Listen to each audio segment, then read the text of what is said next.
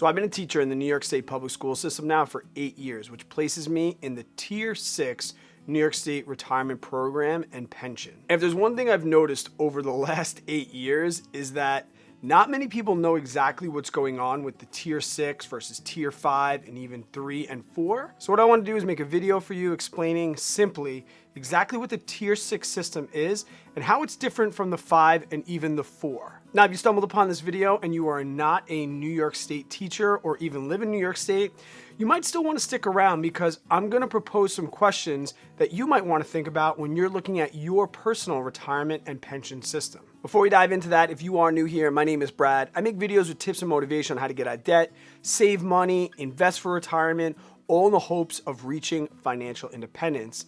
If that sounds like some content that you'd be interested in, consider subscribing and hit that bell notification so you get told every single time I release a video or I go live. So the Tier 6 system for New York State retirement is not only going to affect teachers, we're talking about police officers and firefighters as well as some other professions. If you work in New York State and you're a part of the Tier 6 system, leave it down in the comments below so I can add to the content and give people more value. Now, the best explanation I found on the Tier 6 system was from NewYorkRetirementNews.com. They had an incredible article explaining it and an even better graphic which tied the whole thing together. When I got to the bottom, I saw there was still so many questions, which kind of led to this video. I want to go through, I'm going to break down each one of the parts of that graphic, and then at the end, I'm going to put it into practice. I'm going to show you exactly what my numbers are and how that is going to change my retirement and my pension the older I get and the more years I have vested into the system. First, let's take a look at who the Tier 6 actually affects. And the Tier 6 is going to affect anybody that was hired after April of 2012. Now, currently, as of the making of this article, that made up about 33% of the workforce. And I've looked and done a little more research. That number is closer now to about 37%. And you'll notice Tier 5 is really, really small because Tier 5 was only around for about 2 years. So if you're in the Tier 5 system, you're going to be very, very similar to the Tier 6. I'll explain what those differences are. So one of the major changes that happened from Tiers 3, 4, and 5 into Tier 6 was how much we as employees needed to contribute to the pension system. The Tier 3 and 4 system, you contributed 3% of your salary for only 10 years' time. That was it. Then in Tier 5, the major change was now you had to contribute for the entire length of your career. As long as you were working, you had to put money in, and that was 3% of your salary. So if you're in Tier 5, you are currently putting 3% of your salary into the retirement system for the entirety of your working career. Now, that contribution is tax deferred, meaning it's lowering your W-2. You're not paying taxes on it now. You'll pay taxes on it later when it comes to you as a pension. Now, in Tier 6, it depends on your income. So this was a major game changer from Tier 5 to Tier 6, as we can see in this graphic here below. Depending on how much money you made depends on how much you contribute. $45,000 or less, you're putting in 3% every single time you get paid. 45 to 55, 3.5, etc. All the way up to more than $100,000, you are contributing 6% of your salary for the entirety of your career. Now, if you're a high earner, that's a bummer for a lot of people. That's $6,000 a year, and we'll see later how long you would actually have to be retired to make back the amount of money that you put in over the course of your career. So when you start working, you do not automatically qualify to receive a pension in retirement.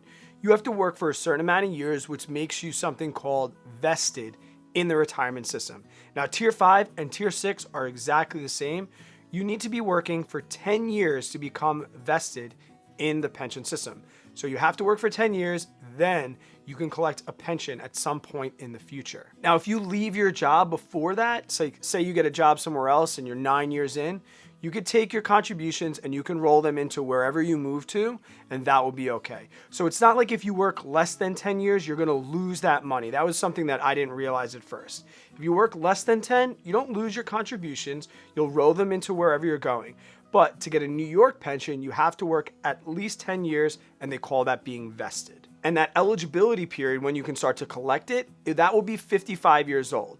Now, that won't be the full pension, which I'm gonna show you in a second, but Even if you leave it 10 years, you're 35 years old, you need to wait 20 years before you can start to collect that. Now, calculating exactly how much you're gonna receive, it seemed like a magic trick to me at first, but it's a very, very simple formula, and you could figure it out pretty quickly. The first thing you're gonna do is have to decide when you wanna retire. And we're gonna look right now, depending on where you retire from 55 to 63, there's gonna be a penalty or a reduction on your pension amount. If you're in tier 5, that's age 62, so 1 year less. But the main driving factor in how much you're gonna receive is called your FAS, your final average salary. To figure this out, all you're gonna do is take your salary in the highest consecutive 5 years, which for most people is generally at the end of their career, unless you had a span of 5 years where you worked a ton of overtime or you coached a sport or something like that.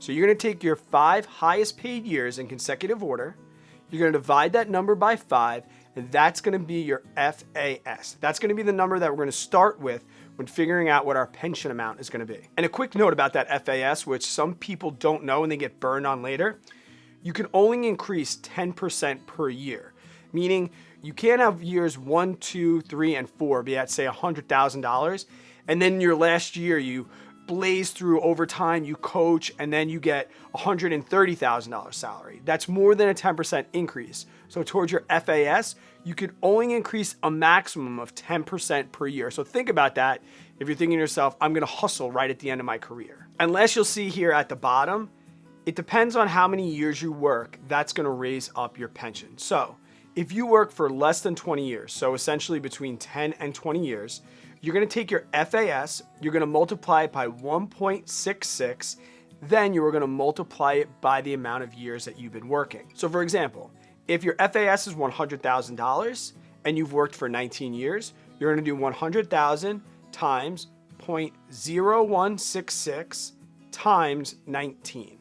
And I did 0.0166 because I changed that 1.6 into a multiplication factor. When you get to exactly 20 years, then you are gonna take your FAS once again, and now instead of 1.66%, you're gonna multiply it by 1.75%. So at that 20 year, that's like a threshold where you're gonna get a bigger boost. So you take your FAS, you multiply it by 1.75 times 20. Now, if you go over 20 years, this is where you start to make a little bit more of a boost. To figure out over 20 years, you're gonna take your FAS by that 1.75 times 20. To make this easier, that's 35% of your FAS. Then you are going to take the years over 20 and multiply those by 2.0. So for example, at 21 years, you are going to take your FAS and multiply it by 1.7 times 20. That's going to give you 35% of your FAS. Then you will take 2% times your FAS times 1 year over 20, and that will give you your pension amount. And the last thing on that graphic is gonna be the benefit reduction. Now, what this means is, yes, you could start to collect a pension at 55 years old, but your pension amount, that number that we just found after taking your FAS, multiplying by a certain percent and a certain amount of years, now we need to reduce that amount by a certain percentage depending on the year that you retire. And this reduction amount is really where this retirement tier 6 really starts to get criticized. As you can see, if you want to leave at 55 years old, right, a pretty good year to retire, you're gonna take your pension and it's gonna be reduced by 52% for the rest of your life. And that reduction amount is gonna go down from 52, 45 and a half, all the way down to 0 reduction when you are at 63 years of age. Now, a quick side note on that reduction. Here's something that I want you to know that I didn't understand at first. There's a difference between resigning from your position and filing for retirement with New York State. And here's what I mean. Say at 55, you've managed your money well your whole life, you have pretty good cash savings, and you're ready to retire. You can resign from your current position and not file for retirement with New York State. So if you don't necessarily need that pension until you're 63 years old, here's what you're gonna do. You are gonna resign from your position at 55, but you are not going to file for retirement with New York State. You're essentially gonna be looking for another job until you turn 63. Then, when you turn 63, that's when you're gonna file for retirement with New York State. Okay, so that will be a way that you can avoid that reduction if you are going to retire early. Now, like I said, the thing is, from 55 to 63, you won't be receiving that pension, But like I said, if you've managed your money properly, maybe you can live off your savings for a couple years and avoid that huge reduction. So now let's take a look at a spreadsheet. I'll show you exactly what my numbers look like, and I'll show you a way that you can calculate yours using a spreadsheet and see exactly what your pension is going to be depending on when you retire and what your FAS might be. Okay, so here's a spreadsheet of exactly what I did. Now, I'm just about to hit 10 years, so I put mine as if I were to retire at 11 years because I am now vested. All right, so I'll be 40 years old. Now this is where I could change my FAS. So I'll show you how that FAS is going to change. Now what I did here is I just increased this amount by 1% until I was 63 years of age, okay? And I also put in what my contribution amount is, and that's 6%. This would change, obviously. I did 6% because my FAS is actually roughly $100,000. So I put in roughly 6% every single year. So it's looking like I'm gonna put in $161,000 if I stay over the course of my career. This would be my amount of my pension in retirement. All right, so I can't touch this until I'm 55 years old. So here's what the rest of these columns are. This would be what my pension would be. This is how much it is after that 52% reduction that we talked about. This is how much I'd get after paying taxes, and I use 25%. And then this is what my monthly income would be from that. So if I retire at 55 years old with an FAS of $100,000, this is how much I would receive in retirement. And that goes up all the way to the maximum that I can receive in retirement is going to be $4,900 a month. And I made one other column right here.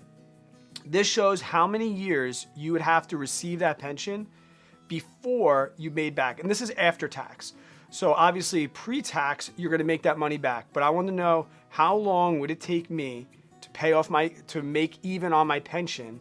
And it would take 5 years. And then when I retire, once I turn 63, once I hit 66, I'm going to have won against the retirement system essentially. And for the rest of my life after 66, that's going to be free money. So that's the beauty of a pension system. So people that want to like complain about it and say it's not great, if you can live a long time, you're going to make do on it. So just to show you from this spreadsheet exactly what I did. At 34 years, I've been working for 14 more years than 20. I'm at age 63.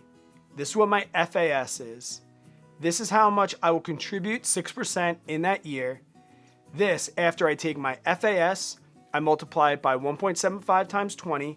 Then I multiply it by 2% more for every year over 20, 14 years. This is the amount of number that I'll get. There is a no reduction at 63. So that's why these two numbers are the same, because at 63, I'll have no reduction rate. This is how much I'll lose, 25% taxes. And this is how much money that I'll make, which will take me 3 years to pay back. Guys, please give this video a thumbs up if you found it useful. That tells YouTube that they should give it to other people searching for this type of content. I'll link other retirement videos that I've made on the 457 and the 403B, as well as something that YouTube thinks you might want to watch from me. And until I see you guys on the next one, stay positive, work really, really hard, always be kind to other people. Hope you have yourself an amazing day and a better tomorrow.